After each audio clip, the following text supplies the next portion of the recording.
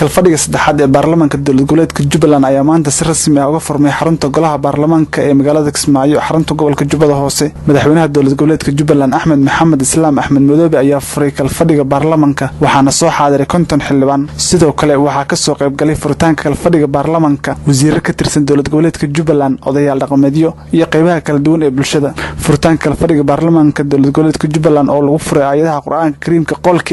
ayaa ugu horeyn waxa madasha ka hadlay gudoomiyaha baarlamaanka Jubbaland Cabdi Maxamed Cabdiraxmaan oo madaxweynaha ku soo dhaweeyay mikrofoonka ayaa warbixin kooban ka siiyay madaxweynaha muddadii ay fasaxa ku maqnaayeen xildhibaanada iyo tababaro 30 kamid ah xildhibaanada Jubbaland ugu maqnaayeen magaalada Nairobi ee xarunta dalka Kenya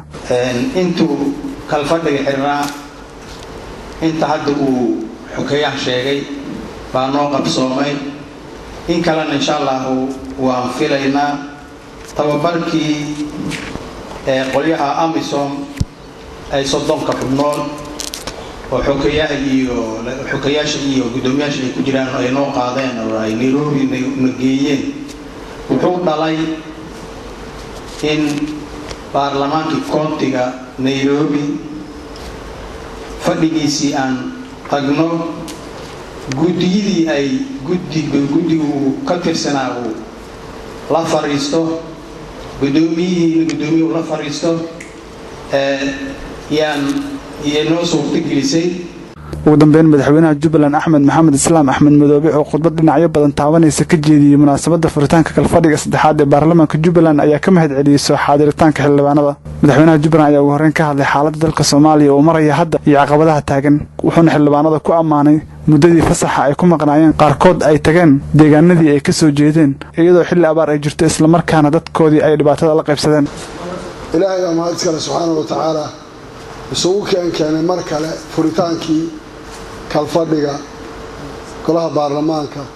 ee dowlad goboleedka Jubbaland oo waqtigii ugu soo dambeeyay halkan ahayd xiritaankii aan xidhaynay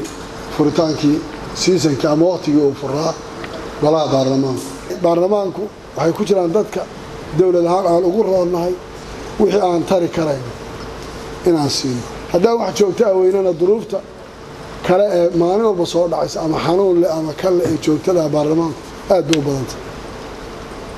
laakiin waan isku dayaynaa haddii la yiraahdo bal wax joogto ah inaan sameeyno at least anaga laftarkana inaan ka raysano marka duruufaha gaarka yaryar ee soo dhacaya ee maalin walba ama xildhibaan sidan oo xildhibaan walba la yiraahdo war haddii $100 lagu helo bal boqolka isku filaysiyo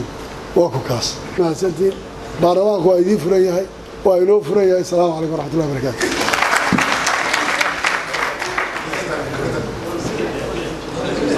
si kastaba ha ahaatee madaxweynaha dowlad goboleedka Jubbaland ayaa madasha ka sheegay in dhawaan la qaadi doono howlgallo ka duwan kuwii hore isla markaana lagu xoreynayo deegaanada iyo degmooyinka ka maqan gacanta maamulka Jubbaland